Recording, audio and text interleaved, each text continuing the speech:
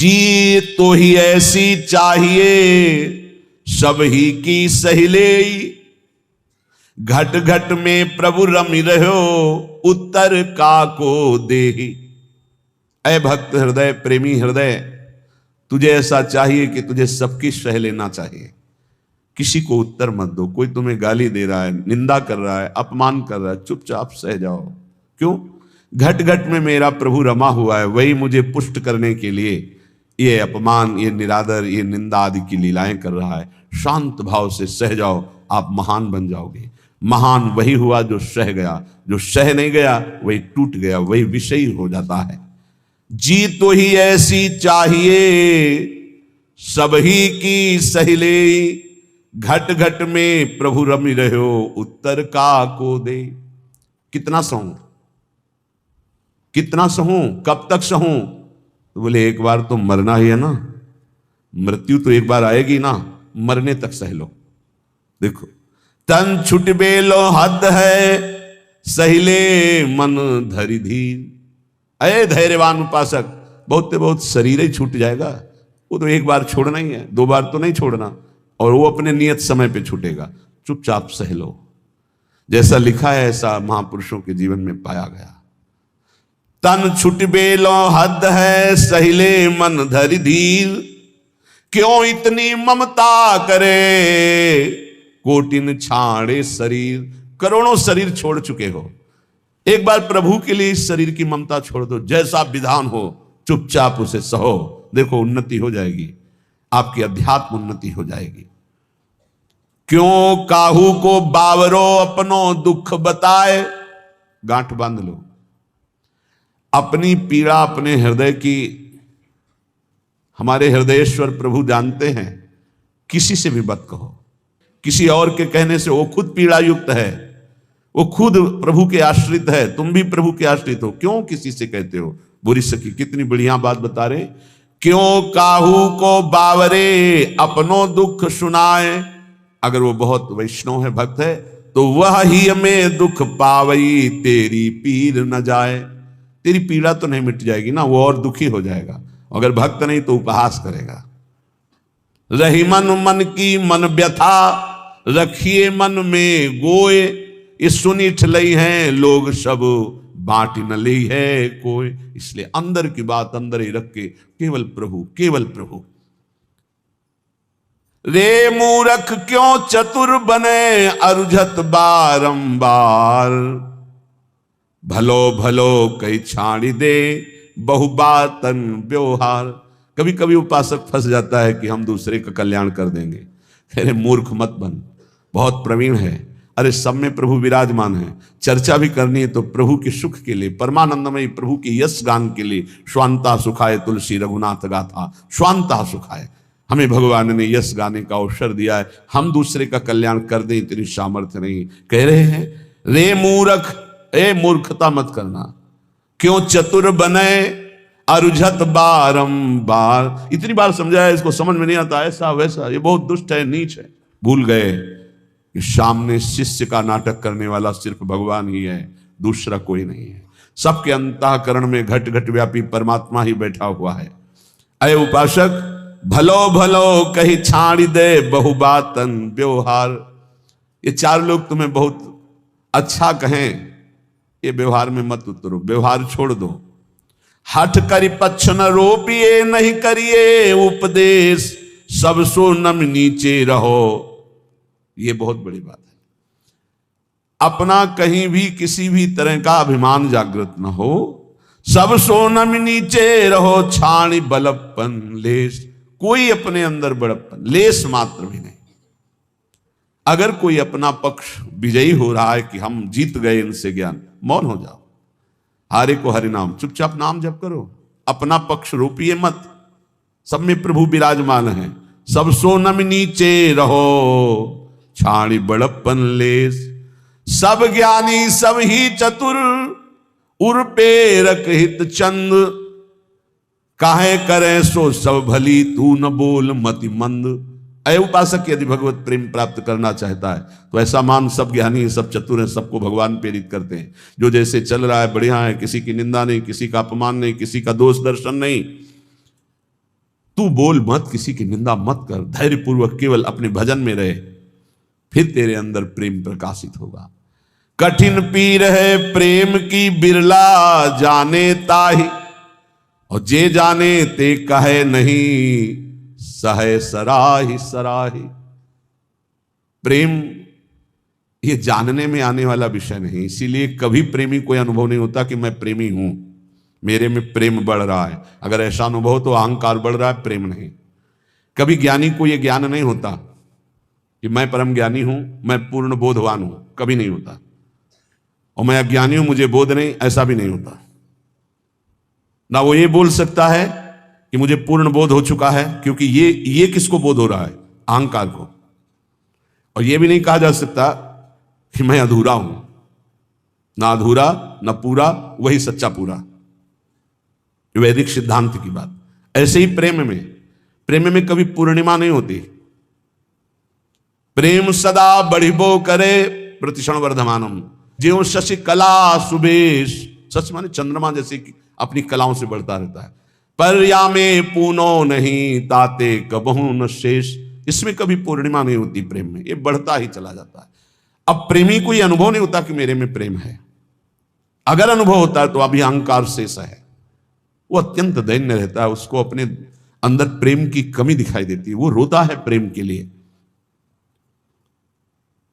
जब उपासक अपने आराध्य देव के निरंतर चिंतन में चित्त को डुबोता है, संसार से पूर्ण रूप से उदासीन हो जाता है, तब उसके अंदर की विशुद्ध प्रेम वृत्ति, ममतामयी वृत्ति अपने आराध्य देव में लगती, तभी ये दिव्यता अध्यात्म की उसमें जागृत होती है। श्रीपाद प्रबोधानंद जी महाराज कह रहे हैं, बहुत बढ़िया श्रीधाम वृंदावन की महिमा का ऐसा रसास्वादन करा रहे हैं कि जीव का परम कल्याण हो जाए।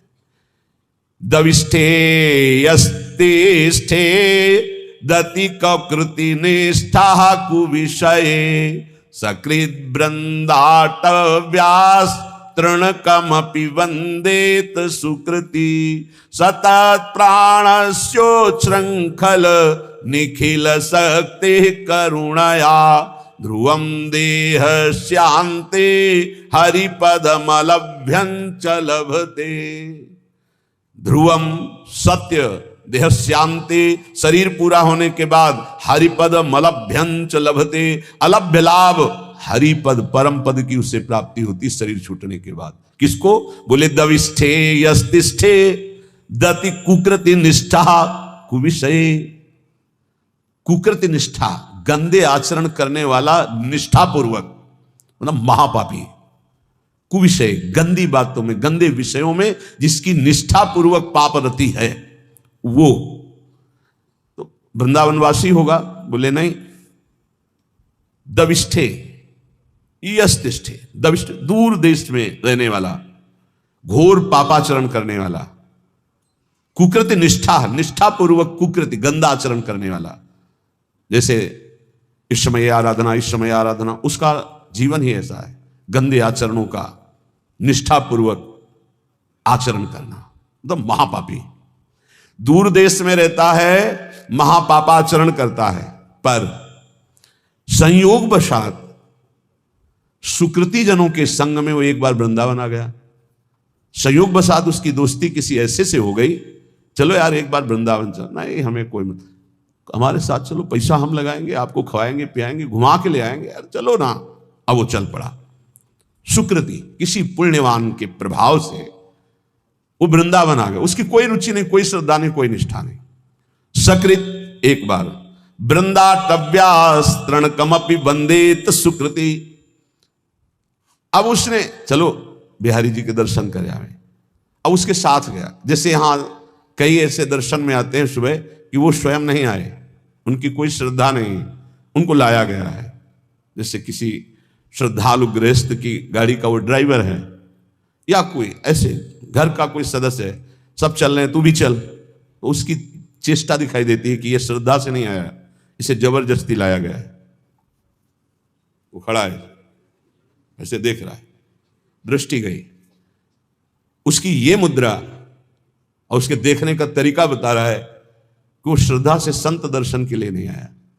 क्योंकि हजारों हृदयों में जो उल्लास दिखाई देता है, राधा राधा नाच रहे, रो रहे, उत्साहित हो रहे, उसमें कोई फर्क नहीं। लेकिन उसका पुण्य उदय हो गया। पुण्य पुंज बिन मिले ही ना संता। क्या पुण्य उदय हुआ कि उसकी नौकरी लग गई ऐसे परिवार में जो भक्त है, वो ड्राइवर है, या उसका जन्म हुआ ऐसे परिवार में जो भक्त है पर वो बिल्कुल अभक्त है, उसका कोई न संत में श्रद्धा है न भगवान में श्रद्धा है, पर उसके कल्याण का योग बन गया। श्री धाम वृंदावन आया और यहां तो कह रहे हैं वृंदा तव्यास तृण कमपि, एक तृण तिनका, उसमें भी उसकी नमन क्रिया हो गई, प्रणाम कर लिया। तो उसने प्रणाम नहीं किया। कईयों को देखा कि जब दृष्टि में दृष्टि मिला के तुमको अपने आप ऐसे वो यंत्रवत ऐसे होना पड़ेगा तुम्हें, और जिनकी उपेक्षा कर दी गई, मंगल ही होगा तुम्हारा। आए हो किसी भी भाव से खड़े हो, तुम्हारा मंगल ही होगा। अब यहां से अमोघस्य, अब उनके जीवन का उत्थान शुरू हो गया। एक तृण की वंदना कर दे, एक तृण की वंदना, वृंदावन के एक तिनके को प्रणाम कर ले। इसलिए उद्धव जी ने कहा मुझे तृण बना दो, गुल्म लता औषधि बना दो। सकृत वृंदा टव्यास तृणकमपि वंदे सुकृति। एक बार वृंदावन आ गया और एक बार ऐसे ही प्रणाम कर लिया किसी लता को, संत को, बिहारी जी के दर्शन कर ऐसे ही कर लिया, ऐसे। वो बड़े कृपालु है, कृपा समुद्र है। तुम खड़े तो हो ना, इतना ही काफी है। तुम क्या देखने के लिए खड़े हो ये हम नहीं देख रहे हैं, तुम खड़े हो, आकर खड़े हो, दरबार में आ गए श्री जी के, और किसी भी भाव से आए हो तो तुम्हारे भाव का प्रभाव नहीं है। यहां सत्तारणी कृत स्वभाव, उनके स्वभाव का, तुम्हारे भाव का नहीं। वृंदावन ही प्रभाव सुन अपनो ही गुण देत, अपना प्रभाव करेगा वृंदावन। ये अगर इस श्लोक सुनने को मिल जाए तो हमारी प्रार्थना है, जहां जहां तक कान में शब्द जाए। यहां जो बैठे हैं उनके तो भाग्य की क्या सराहना, लेकिन जिन्होंने कभी वृंदावन दर्शन नहीं किया, एक बार जरूर आ जाना, एक बार जरूर दर्शन कर जाना प्रभु के। इस धाम में एक बार जरूर घूम जाना, यहाँ की हवा लग जाए तो तुम्हारी संसार की हवा जितनी है वो तुम्हारी दुर्गति नहीं कर पाएगी। ये श्लोक मतलब अहोभाग्य जो महापुरुषों ने धाम की ऐसी महिमा को देखा और वर्णन किया। कह रहे दविष्ठे बाहर दूर देश में रहता है, यस्तिष्ठे दति कुकृत निष्ठा कुविषये, गंदे आचरणों की निष्ठा पूर्वक पापाचरण करता है। और सकृत एक बार किसी सुकृति जन के संग वृंदावन आ गया और वंदे तृणकमपि, एक तृण की, लता की, बिहारी जू की, संत की, ब्रज किसी की भी वंदना कर दी, प्रणाम कर दिया, तो बोले सतत प्राणस्योच्छृंखल निखिल सकते करुणया ध्रुवम देहस्यांते हरिपदमलभ्यंच लभते। जिनका वृंदावन है वो बहुत करुणामयी है, और अखिल शक्ति संपन्न भगवान उनके चरणों में झुके हुए हैं। हमारी लाडली जू बोले वो अपनी कृपा करती हैं इस धाम में आने वाले के ऊपर। तो तत्प्राणस्योच्छृंखल, जिस समय उसके प्राण निकलेंगे तो ध्रुवम, ध्रुव माने परम सत्य, देहस्यांते, देह छूटने के बाद हरिपद मलभ्यंच लभते, वो हरिपद को प्राप्त हो जाएगा। फिर आप वृंदावन वासी हो। तभी हम कई बार कहा है कि अगर 100-200 बार मोक्ष मुक्ति होती तो आराम से हो जाती, अपने पास इतनी रकम है। नहीं राधाना एक हरिपद कमल अभ्यंच लभते, अलभ्य लाभ उसे हरिपद की प्राप्ति हो जाएगी। घोर पापी यदि एक बार वृंदावन आ जाए। और हमें इस बात पर विश्वास करना चाहिए कि भगवान का नाम, भगवान के रूप, भगवान की लीला, भगवान का धाम, ये बड़े महिमामय है। अजामिल जीवन भर पाप किया, अपने बेटे के बहाने उच्चारण किया नारायण, तो परम पद मिल गया ना। ये तो धाम है। यहाँ की रज एक बार लग गई, एक बार प्रणाम कर लिया और फिर वो चला गया। तो निष्ठापूर्वक पाप करने वाला जब शरीर छोड़ेगा तो सात तत्प्राणस्योच्छृंखल निखिल सकते, निखिल शक्तियों के स्वामी भगवान श्री हरि, जिनके अधीन जाके अधीन सदा ही सांवरो, वो करुणया, वो करुणा की मूर्ति लाडली जू कि एक बार वृंदा सखी ने देखा कि धाम की सीमा में प्रवेश हुआ, मेरी लाडली जू का एक कृपा पात्र हो गया। तो अब वो कहीं भी जाके जब शरीर छूटेगा तत्प्राणस्योच्छृंखल, तो करुणया, श्री जी की करुणा से उसका शरीर जब अंत में होगा तो हरिपद मलभ्यंच लभते, अलभ्य लाभ, उसे भगवत प्राप्ति हो जाएगी। कई बार कहा है आप लोगों से कि निश्चिंत रहो, आपका पास बन गया है, आपका पास बन चुका है। क्यों? बोले हमारे माई श्यामा जी को राजी हमारा पास है, हम वृंदावन प्राण वृंदावन सर। एक बार प्रणाम की बात कही, हमारा तो जीवन वृंदावन है। कुबेराणाम कोटिर हसति धन संपत्ति भी रहो। वृंदावन जब कृपा करके संपत्ति देता है तो कुबेर का उपहास करने वाली संपत्ति होती है वृंदावन वासी के पास। कुबेर के पास पांच भौतिक माइक संपत्ति है, लेकिन वृंदावन वासी को प्रिया प्रीतम की प्राप्ति होती है, दंपति संपत्ति पाइए। बोले कुबेराणाम कोटिर हसति धन संपत्ति भी रहो। कुबेर एक नहीं, करोड़ करोड़ कुबेर ऐसे भी उपहास के योग्य हो जाते हैं जो वृंदावन वासी को संपत्ति मिलती है। जैसे आप अपने मकान को अपना मानते हैं, संपत्ति को अपना मानते हैं, ऐसे पूरे निकुंज को सहचरी अपना मानती है। उसके प्रिया प्रीतम, उसका संपूर्ण निकुंज, संपूर्ण वैभव उसी का। ऐसा अनुभव नहीं होता कि इनके भी प्रिया प्रीतम है। अब वो अंतर की बात शायद पकड़ पाओ कि ना पकड़ पाओ। एक ही मन है निकुंज में, दूसरा नहीं है। एक ही मन है, अनंत सहचरियां, एक मन, एक ही वृत्ति है। जैसे एक सहचरी पान की बीड़ी पवा रही प्रिया प्रीतम को, तो हर सहचरी का मन उस समय पान की बीड़ी ही पवा रहा है। एक सहचरी आनंद मगन होकर प्रिया प्रीतम को गान सुना रही, तो हर सहचरियों का मन गान में, मतलब वहां दो मन नहीं है। अब वो अलग अलग मन वाले, अलग अलग बुद्धि वाले और पार्थिव क्षमता वाले कैसे आप अनुमान भी नहीं लगा सकते। संपूर्ण निकुंज मेरा, क्योंकि मेरी प्रिय सखी श्री किशोरी जो है, मेरी सखी है, मेरी स्वामिनी है, मेरी किशोरी जो है। तो कुबेराणाम कोटिर हसति धन संपत्ति भी रहो। जो दिव्य वृंदावन की, एक बार अकबर सम्राट श्री स्वामी हरिदास जी के दर्शन पाए, उसने सोचा कि कुछ ऐसी सेवा करनी चाहिए जिससे स्वामी जी प्रसन्न हो जाए। स्वामी जी से कहा, स्वामी जी कुछ आज्ञा कीजिए, सेवा करने की प्रबल हमारे अंदर इच्छा है, आप आदेश कीजिए। वह नहीं, तुम्हारी सेवा की कोई आवश्यकता नहीं। स्वामी जी प्रार्थना है, कोई सेवा तो बता दी। तुमका तुम सेवा करने लायक ही नहीं हो। तो उसने कहा ऐसा क्यों? बोले तुम्हारे पास संपत्ति ही नहीं कि सेवा कर सको। तो तानसेन की तरफ देखा कि बता दो कि सम्राट हैं, बादशाह हूं। स्वामी जी का मुझे पता है, लेकिन तुम्हारे पास संपत्ति नहीं है। उनका आप आदेश तक कीजिए। तो उनका लिवा जाओ, इनको केसी घाट की एक सीढ़ी टूटी हुई है, उसको बनवा दो। एक सीढ़ी? बोले जाओ तो तुम। जब वहां गए तो दिव्य रत्नों से जटित यमुना की वो सीढ़ी, लौट के आए, चरणों में गिरे, बोले नहीं है, हमारे खजाने में रत्न ही नहीं है जिस रत्न की दिव्य वृंदावन की झांकी करा दी। इसीलिए जो भक्त नामावली गान करते हैं तो भगवत ऋषि जी ने इसीलिए उसको कि उसको सौभाग्य मिल गया स्वामी जी की कृपा से, स्वामी श्री हरिदास जी का दर्शन और उनकी कृपा से दिव्य वृंदावन की झांकी, क्योंकि ललिता जी के साक्षात स्वरूप हैं। कांप गया और लौट के आया कि स्वामी जी परम सत्य बात है, मैं सीढ़ी का कोना भी नहीं बना सकता, क्योंकि जिन रत्नों से सीढ़ी बनी हुई है वो रत्न ही नहीं हमारे पास। तो क्या कह रहे, कुबेराणाम कोटिर हसति धन संपत्ति भी रहो।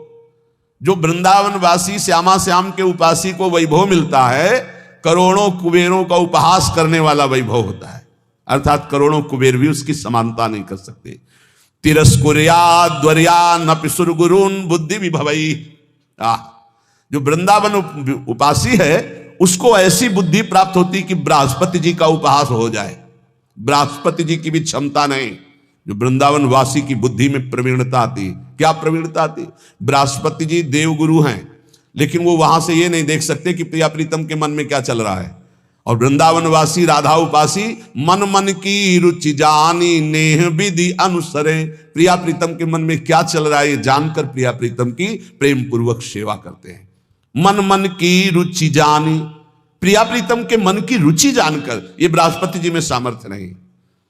प्रिया प्रीतम को कैसे सुख पहुंचाना है ये बृहस्पति जी की बुद्धि। संपूर्ण बृहस्पति जी का ज्ञान उद्धव जी को प्राप्त है। बृहस्पति जी गुरु हैं उद्धव जी के, लेकिन उद्धव जी जब वृंदावन में आए तो अपने को ज्ञानहीन पाया गोपियों के समक्ष और चरणों में लौट गए, बोले अभी तक मुझे इसका परिचय ही नहीं था। तो जिसे बृहस्पति जी को भी परिचय नहीं है वो है वृंदावन प्रेम रस।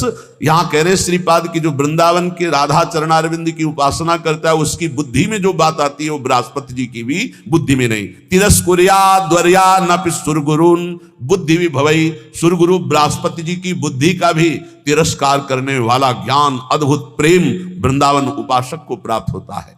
अशोच्या स्त्री पुत्रादिभिर्षम ईड्यो हरिदसात् छुको प्रहलाद्यरति कृधि वृंदावन बने। श्री सुखदेव जी प्रहलाद आदि जिन प्रभु की रति को प्राप्त हुए, आश्चर्य की बात है, बड़े सोच की बात है कि लोग स्त्री पुत्र आदि में आसक्त होकर ऐसे मानव देह को भगवान की भक्ति प्रेम रस में ना डुबो करके व्यर्थ में नष्ट कर देते हैं। श्रीपाद का कहना है कि जहां ऐसा वैभव मिलता है, जहां ऐसी बुद्धि मिलती है, जहां का ये प्रभाव है कि एक बार आ जाए प्रणाम कर ले इस भूमि को तो उसको अंतिम समय परम कल्याण की प्राप्ति होती है।